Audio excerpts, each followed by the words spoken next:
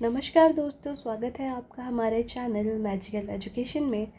और आज का हमारा टॉपिक है natural vegetation.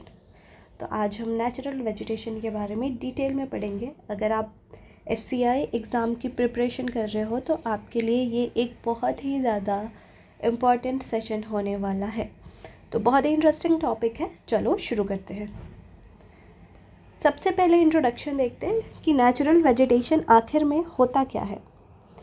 Introduction to natural vegetation. तो देखो, नेचुरल वेजिटेशन रेफ़र करता है प्लांट लाइफ को जो कि ग्रो होती है विदाउट ह्यूमन इंटरफेरेंस। जैसे अगर हम एग्रीकल्चर की बात करें तो एग्रीकल्चर में जो ह्यूमन है वो खुद से सीड की सोइंग करता है, देन उसमें पानी वानी डालता है, फिर कटाई होती है एंड देन हमें मिलता है, तो वो फूड होता है। लेकिन ऐसा प्लांट जो बिना ह्यूमन इंटरवेंशन के ग्रो करे उसको हम क्या कहते हैं? Natural vegetation. सिंपल टर्म्स में हम बोले तो फॉरेस्ट। ठीक है। अच्छा, किस चीज़ पर डिपेंड करता है नेचुरल वेजिटेशन? तो ये डिपेंड करता है क्लाइमेट पे कि जहाँ पे वो फॉरेस्ट है वहाँ का क्लाइमेट कैसा है, वहाँ की सॉइल कैसी है। सॉइल में हमने पढ़ा था अलग अलग टाइप की सॉइल होती है अलग अलग टाइप के प्लांट्स के लिए, तो वहाँ की सॉइल कैसी है, अल्टीट्यूड कैसा है उस जगह का, टोपोग्राफी कैसी है उस जगह की, इन चीज़ों पर डिपेंड करता है। ठीक है। अच्छा, इंडिया में आपको पता है कि बहुत वेरीड क्लाइमेट भी है और वेरीड सॉइल भी है, तो यहाँ पे आपको डाइवर्स नेचुरल वेजिटेशन देखने को मिलेगा। क्यों? क्योंकि क्लाइमेट कंडीशन वेरीड है। ठीक। अब हम बात करेंगे इम्पोर्टेंस ऑफ नेचुरल वेजिटेशन की, यानी फॉरेस्ट हमारे लिए क्यों इम्पॉर्टेंट है। तो देखो, सबसे पहला और सबसे बड़ा रीज़न क्या है कि ये हमें ऑक्सीजन प्रोवाइड करते हैं और कार्बन डाइऑक्साइड को एब्जॉर्ब करते हैं, यानी ये कार्बन सिंक की तरह एक्ट करते हैं। जो एक्सेस कार्बन डाइऑक्साइड प्रोड्यूस होता है उसको मिनिमाइज़ करते हैं, तो ये कार्बन सिंक की तरह काम करते हैं। नेक्स्ट चीज़ क्या है? सॉइल इरोजन को प्रिवेंट करते हैं। सॉइल इरोजन हमने सॉइल वाले चैप्टर में अच्छे से पढ़ा है डिटेल में, तो अगर आपने नहीं देखा है तो देख लो। और साथ ही साथ इकोलॉजिकल बैलेंस को भी मेंटेन करके रखते हैं। नेक्स्ट चीज़ है support wild life. Wild life को सपोर्ट करते हैं। वाइल्ड लाइफ यानी जो वाइल्ड एनिमल्स होते हैं वो यहाँ पे रहते हैं, उनका घर होता है, और बायोडाइवर्सिटी में कंट्रीब्यूट करते हैं। और नेक्स्ट थिंग इज़ कि ये सोर्स होते हैं टिम्बर के, मेडिसिन के, और साथ ही साथ रॉ मटेरियल के। तो बहुत इंपॉर्टेंट है हमारे लिए फॉरेस्ट। आगे बढ़ते हैं। फैक्टर्स अफेक्टिंग नेचुरल वेजिटेशन, कि कौन से ऐसे फैक्टर्स हैं जिनसे हमारा ये जो नेचुरल वेजिटेशन है वो अफेक्ट होता है। तो फर्स्ट इज़ क्लाइमेट। तो क्लाइमेट का क्या रोल है? देखो, किसी भी जगह का टेम्परेचर कैसा है, वहाँ पे रेनफॉल कैसी हो रही है, ये डिटरमाइन करेगा कि किस टाइप का वेजिटेशन वहाँ पर होगा। ठीक है। ज़्यादा रेनफॉल होगी तो वहाँ पे कैसे नेचुरल वेजिटेशन होंगे, तो वहाँ पे आपको एवरग्रीन फॉरेस्ट देखने को मिलेंगे। जहाँ पे सैंडी डेजर्ट एरिया है वहाँ पे कैसा आपको वेजिटेशन देखने को मिलेगा, तो थॉर्नी वेजिटेशन देखने को मिलेगा। तो क्लाइमेट इस तरह से डिटरमाइन करता है। Second is soil. सॉइल कैसी है, सॉइल के ऊपर भी डिपेंड करता है। Different soil different plant species को सपोर्ट करती है। सॉइल वाले में हमने अच्छे से देखा है इसको। Third is altitude. एल्टीट्यूड कैसा है जगह का? जैसे जैसे एलिवेशन चेंज होता है वैसे वैसे एलिवेशन के साथ आपकी वेजिटेशन भी चेंज होती है। जैसे अगर हम प्लेन्स की बात करें तो प्लेन्स में आपको ट्रॉपिकल फॉरेस्ट देखने को मिलेंगे, जबकि माउंटेन्स में आपको अल्पाइन वेजिटेशंस देखने को मिलेंगे। ठीक है। तो अल्टीट्यूड के साथ भी चेंज होता है। और fourth thing is topography. Topography कैसी है जगह की? माउंटेन्स हैं, प्लेटूज़ हैं, या प्लेन रीजन्स हैं, सबकी अपनी अपनी अलग अलग टाइप की वेजिटेशन होती है। राइट। चलो, next topic is classification of natural vegetation in India. India में नेचुरल वेजिटेशन को कितने पार्ट्स में क्लासिफाई किया गया है? तो देखो, इंडिया के 5 मेजर टाइप्स हैं। ठीक, ये 5 टाइप के आपको देखने को मिलेंगे इंडिया में। First is tropical evergreen forest. अभी सिर्फ नाम देखते हैं, फिर डिटेल में इन सब के बारे में अच्छे से देखेंगे। Second is tropical deciduous forest. Third is thorny या desert vegetations. Fourth is mountain, जिसको माउंटेन फॉरेस्ट भी कहते हैं। और फिफ्थ इज़ मैंग्रोव फॉरेस्ट। तो ये 5 आपको इंडिया में देखने को मिलेंगे। चलिए सबसे पहले बात करते हैं ट्रॉपिकल एवरग्रीन फॉरेस्ट की। ठीक है, देखो ट्रॉपिकल नाम आता है ना, तो इसका मतलब है कि रेनफॉल अच्छी खासी होती है। ठीक, जहाँ पे रेनफॉल अच्छा होगा वहाँ पे ट्रॉपिकल नाम आएगा। जैसे ट्रॉपिकल फ्रूट्स जो होते हैं वो ऐसी जगहों से आते हैं जहाँ रेनफॉल अच्छी होती है। ठीक है, एवरग्रीन यानी ये हमेशा ग्रीन रहेंगे, पूरे साल ग्रीन दिखेंगे आपको, यानी इनके पास इनकी लीव्स होंगी, लीव्स ग्रीन कलर की होती है, तो वो लीव्स हमेशा होंगी, कभी लीव्स शेड नहीं होंगी, लीव उसकी झड़ेगी नहीं। ठीक, तो ट्रॉपिकल एवरग्रीन फॉरेस्ट, ट्रॉपिकल मतलब जहाँ पे हम अच्छी खासी बारिश हो, एवरग्रीन जहाँ ऐसे फॉरेस्ट जहाँ पे हमेशा ग्रीनरी हो, यानी उसकी जो लीव्स हैं वो शेड नहीं करेंगी। चलो थोड़ा डिटेल में देखते हैं। Found in high rainfall areas. ठीक है, अभी मैंने बताया कि ट्रॉपिकल है तो अच्छी रेनफॉल होगी, तो जो ट्रॉपिकल एवरग्रीन फॉरेस्ट है ना, ये हाई रेनफॉल एरियाज़ में आपको मिलेंगे। हाई रेनफॉल एरियाज़ कितनी रेनफॉल होनी चाहिए, तो 200 सेंटीमीटर से अबव की रेनफॉल में आपको देखने के लिए मिलेंगे एवरग्रीन फॉरेस्ट। अच्छा है कि एवरग्रीन क्यों होते हैं, क्योंकि बारिश ज़्यादा होती है, दिन में धूप निकलती है और शाम होते होते बारिश हो जाती है, तो जो ट्रीज़ हैं उनको प्रॉपर सनलाइट भी मिल जाता है, उनको प्रॉपर बारिश भी मिल जाता है, तो फोटोसिंथेसिस अच्छे से होता है, इसलिए ये हमेशा ग्रीन रहते हैं। ठीक, देखो second is dense forest, forest बहुत डेंस होगा यहाँ पे, और एवरग्रीन ट्रीज़ मिलेंगी। एवरग्रीन ट्रीज़ का मतलब होता है that do not shed leaves, जो लीव्स अपनी शेड नहीं करती। Third is located in western Ghats, कहाँ पे है इंडिया में, कहाँ पे आपको देखने को मिलेगा, तो वेस्टर्न घाट के रीजन में, अंडमान एंड निकोबार आइलैंड्स में और नॉर्थ ईस्टर्न स्टेट्स में आपको देखने को मिलेगा। और कॉमन ट्रीज़ कौन सी हैं एवरग्रीन फॉरेस्ट में, आपको कौन सी कॉमन ट्रीज़ देखने को मिलेंगी, तो रोजवुड, इबोनी, महोगनी और रबर प्लांट, ये ट्रॉपिकल एवरग्रीन फॉरेस्ट की ट्रीज़ हैं।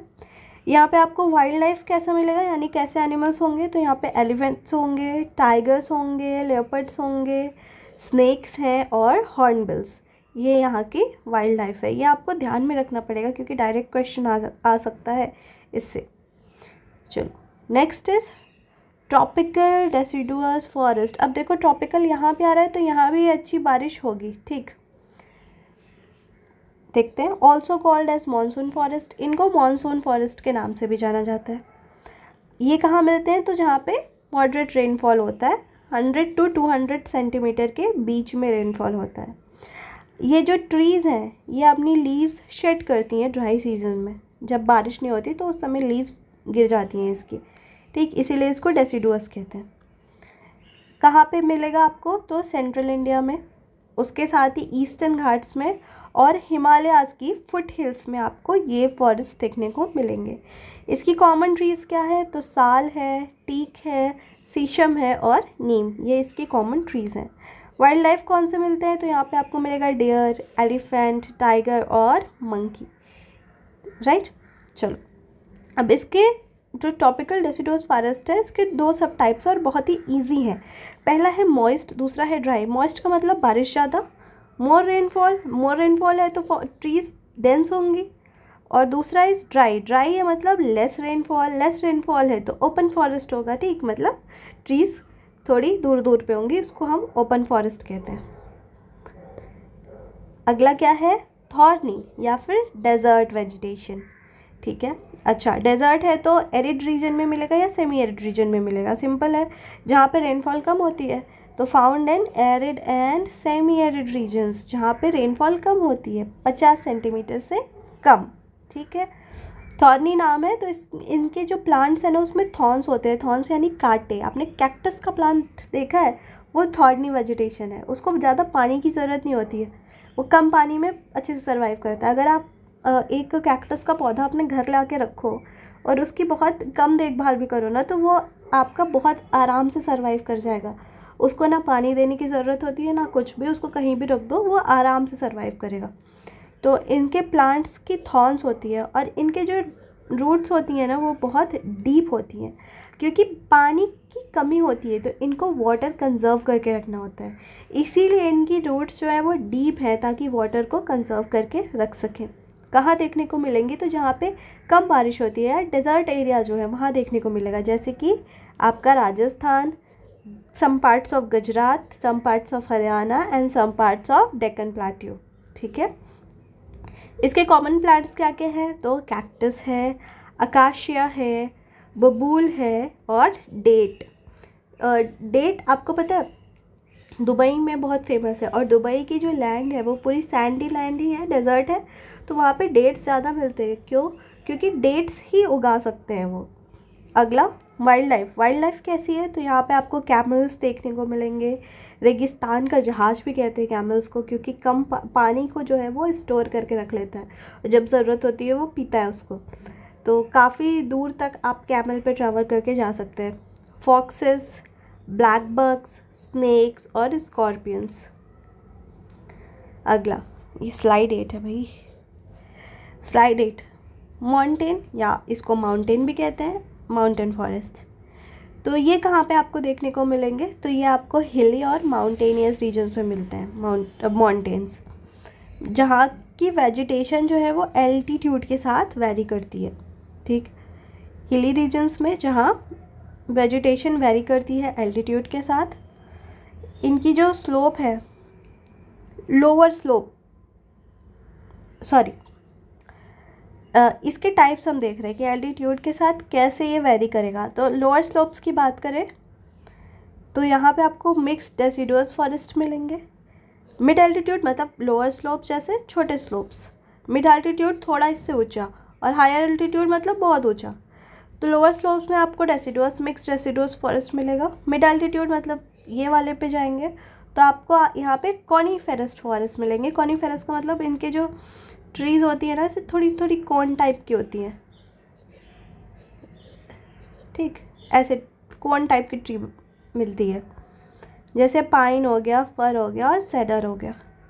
हायर एल्टीट्यूड्स में चले जाएं, जैसे हिमालयाज़ में चले जाएं, तो यहाँ पे आपको अल्पाइन वेजिटेशन देखने को मिलेगी, जैसे मॉसन्स और लाइकेंस। ऑब्वियसली वहाँ पे टेम्परेचर बहुत ज़्यादा हाई है, तो आपको मॉसेस और लाइकेंस ही मिलेंगे। ये कहाँ है, माउंटेन रीजन्स इंडिया में कहाँ है, तो हिमालयाज़ में, वेस्टर्न घाट्स में और नीलगिरी हिल्स में। वाइल्ड लाइफ कौन से मिलेंगे, तो स्नो लेपर्ड्स मिलेंगे, हिमालयन बेयर्स मिलेंगे, रेड पांडास मिलेंगे और मस्क डियर मिलेंगे। ठीक है, चलो मैंग्रोव फॉरेस्ट की बात करते हैं। तो ये आपको कोस्टल एरियाज़ में मिलती है। ठीक, और साथ ही साथ रिवर डेल्टास में मिलती है, जहाँ पे सलाइन वाटर फ्रेश वाटर से मिलता है। जैसे अगर हम गंगा रिवर की बात करें, तो जब गंगा रिवर जाके बे ऑफ बंगाल में मिलती है तो वहाँ पे सुंदरबंस डेल्टा बनता है, और वहाँ पे मैंग्रोव फॉरेस्ट आपको देखने को मिलेंगे, क्योंकि गंगा रिवर का fresh water bay of Bengal के सलाइन वाटर से मिल रहा है।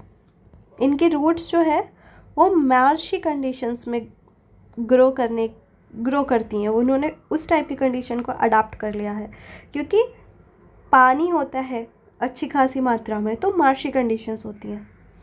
इंडिया की बात करें तो सुंदरबंस जो कि वेस्ट बंगाल में है वहाँ, उड़ीसा में, आंध्र प्रदेश में, अंडमान और निकोबार आइलैंड्स में आपको मैंग्रोव फॉरेस्ट मिलेंगे। कॉमन ट्रीज़ क्या है, देखो सुंदरबंस का नाम ये नहीं सुंदरी ट्रीज़ के ऊपर रखा गया है, क्योंकि वहाँ पे सुंदरी ट्रीज़ होती हैं, इसलिए उनका नाम सुंदरबन, बन यानी one, one which is forest, तो सुंदरी ट्री का वन इज़ सुंदरबंस। यहाँ पे आपको पाम ट्रीज़ मिलेंगी, कोकोनट ट्रीज़ मिलेंगी और केवड़ा मिलेगा। वाइल्ड लाइफ कौन कौन से है, तो royal Bengal tigers, crocodiles, snake और टर्टल्स। अब इम्पॉर्टेंस देखते हैं, फॉरेस्ट क्यों इम्पॉर्टेंट है हमारे लिए। सबसे पहला तो वो हमको इन्वायरमेंटल बेनिफिट देता है। क्यों? क्योंकि कार्बन डाइऑक्साइड को एब्जॉर्ब करता है और ऑक्सीजन को रिलीज़ करता है, कार्बन सिंक की तरह एक्ट करता है, जो भी एक्सेस कार्बन डाइऑक्साइड है उसको एब्जॉर्ब करता है। प्रिवेंट करता है सॉइल इरोजन, सॉइल इरोजन को बचा के रखता है, मतलब सॉइल्स को बचा के रखता है, और वाटरशेड प्रोटेक्ट करेगा। टेम्परेचर और रेनफॉल पैटर्न को भी ट्रीज़ रेगुलेट करते हैं। इकोनॉमिक बेनिफिट क्या है, हमको वुड मिलता है, इससे मेडिसिन्स मिलती है, फ्यूल मिलता है और फॉडर भी मिलता है। साथ ही साथ ट्राइबल कम्युनिटीज़ को सपोर्ट भी करता है, ये इको टूरिज़्म बढ़ाता है और एम्प्लॉयमेंट भी जनरेट करता है। वाइल्ड लाइफ हैबिटेट की तरह भी वर्क करता है। तो फॉरेस्ट जो है वो 80% टेरेस्ट्रियल स्पीसीज़ का होम है और साथ ही साथ ये बायोडाइवर्सिटी भी मेंटेन करता है। अब डिफॉरेस्टेशन क्या है, इसके कॉजेज़ और कॉन्सिक्वेंसेस जान लेते हैं। तो डिफॉरेस्टेशन का मतलब है बहुत ज़्यादा लार्ज स्केल पर फॉरेस्ट को रिमूव करना। और क्यों रिमूव किया जाता है? एग्रीकल्चर एक्सपेंड करने के लिए, क्योंकि पॉपुलेशन बढ़ रही है। पॉपुलेशन बढ़ती है तो हमें फूड की ज़्यादा ज़रूरत पड़ती है। फूड की ज़रूरत जैसे ही बढ़ेगी हमें एग्रीकल्चर को एक्सपेंड करना पड़ेगा। एग्रीकल्चर एक्सपेंड करने के लिए हमें ज़मीन चाहिए और ज़मीन के लिए फॉरेस्ट रिमूव करना पड़ता है। तो एग्रीकल्चर के लिए या फिर अर्बनाइजेशन के लिए, अर्बन पॉपुलेशन तेज़ी से बढ़ती है, उनको रहने के लिए जगह चाहिए, तो उसके लिए भी ज़मीन चाहिए, तो फॉरेस्ट, और इंडस्ट्री सेटअप करने के लिए भी ज़मीन चाहिए, तो फॉरेस्ट कट करना। तो इन सब वजहों से जब लार्ज स्केल पे रिमूव करते हैं फॉरेस्ट को, उसको हम क्या कहते हैं? डिफॉरेस्टेशन। कॉजेज़ क्या क्या है? वही जो अभी हमने पढ़ा कि expansion of agriculture and settlements. Agriculture का एक्सपेंशन करना है या सेटलमेंट का एक्सपेंशन करना है, उसके लिए हम बहुत ज़्यादा वुड यूज़ करते हैं। तो वुड कहाँ से मिलता है? पेड़ों से ही मिलता है। तो वुड क्यों यूज़ कर रहे हैं हम? फ्यूल के लिए या फिर कंस्ट्रक्शन के लिए, दोनों ही चीज़ों के लिए यूज़ कर रहे हैं। तो उसके वजह से हमें पेड़ काटना पड़ता है क्योंकि वुड चाहिए। इलीगल लॉजिंग और माइनिंग एक्टिविटीज़ की वजह से भी होता है। कॉन्सिक्वेंसेस क्या क्या है इसके? तो देखो, डिफॉरेस्टेशन होगा तो सॉइल इरोजन बढ़ेगा और सॉइल इरोजन के साथ साथ डेजर्टिफिकेशन भी बढ़ेगा। बायोडाइवर्सिटी का लॉस भी होगा और वाइल्ड लाइफ हैबिटेट की तरह वर्क करता है फॉरेस्ट, तो वाइल्ड लाइफ हैबिटेट का भी लॉस होगा। और ट्री को हमने काट दिया है तो इसकी वजह से कार्बन चेंज भी होगा, क्योंकि कार्बन एमिशंस बढ़ जाएंगे। फॉरेस्ट कंजर्वेशन मेथड्स भी कुछ हैं जो देखते हैं हम। First is afforestation and reforestation, कि आप पेड़ों को लगाइए, नए पौधे लगाइए ताकि आप फॉरेस्ट को रिस्टोर कर पाए। प्रोटेक्टेड एरियाज़ कुछ बनाते हैं, गवर्नमेंट ऑफ इंडिया कुछ प्रोटेक्टेड एरियाज़ डिक्लेयर करती है, जैसे national parks, wild life centuries या फिर बायोस्फीयर रिजर्व्स। यहाँ पे बहुत सारे रेगुलेशंस होते हैं, कोई भी जाके यहाँ से पेड़ वेड़ काट नहीं सकता है। तो protected areas, sustainable lodging practices जैसे ट्री कटिंग को कंट्रोल करना और रीजनरेशन। कुछ इको फ्रेंडली अल्टरनेटिव्स भी हैं उसके, जैसे हम अगर पेपर यूज़ को रिड्यूस करें और वुड यूज़ को रिड्यूस करें। पेपर अल्टीमेटली किससे बनता है? वुड से ही तो बनता है। और वुड यूज़ को रिड्यूस करें तो ये कुछ आपके इको फ्रेंडली अल्टरनेटिव्स हो जाएंगे। कुछ गवर्नमेंट के इनिशिएटिव्स भी हैं फॉर फॉरेस्ट कंजर्वेशन, जैसे नेशनल फॉरेस्ट पॉलिसी जो 1988 में बनी थी। ये एम करती है कि फॉरेस्ट कवर इंक्रीज़ हो जाए। कितना परसेंट हो जाए? 33% ऑफ टोटल लैंड एरिया। दूसरा है green India mission. Green India mission afforestation और फॉरेस्ट प्रोटेक्शन को प्रमोट करता है। कुछ इम्पॉर्टेंट स्टैटिक फैक्ट्स हैं, उनको एक बार देख लेते हैं, फिर इस सेशन को वाइंड अप करते हैं। तो इंडिया का टोटल फॉरेस्ट कवर अगर अभी की बात करें तो अबाउट 24% है, टोटल लैंड एरिया का 24%। और इसमें से सबसे ज़्यादा फॉरेस्ट कवर किसके पास है? तो मध्य प्रदेश के पास है। ठीक है, मध्य प्रदेश के पास हाईएस्ट फॉरेस्ट कवर है, लेकिन highest percent of forest area की बात करें तो ये किधर है? मिज़ोरम में। ठीक है, लार्जेस्ट मैनग्रोव फॉरेस्ट इंडिया में कहाँ है? सुंदरबंस में है। चिपको मूवमेंट स्टार्ट हुआ था 1973 में। ये क्यों हुआ था? तो इन्वायरमेंटल मूवमेंट था ये। क्यों? फॉरेस्ट को प्रोटेक्ट करने के लिए उत्तराखंड में। तो ये कुछ स्टैटिक फैक्ट्स हैं जो कि आप याद रखिएगा। तो आज के लेक्चर के लिए इतना ही। अगर आपको कहीं पे भी कोई डाउट हो तो आप मुझसे कमेंट करके पूछ सकते हैं। आपको कोई दूसरा टॉपिक पढ़ना हो तो भी आप मुझे कमेंट करके पूछ सकते हैं। तो वीडियो पसंद आई हो तो लाइक ज़रूर करें, हमारे चैनल को सब्सक्राइब करें। Thank you so much for watching the video. Keep watching.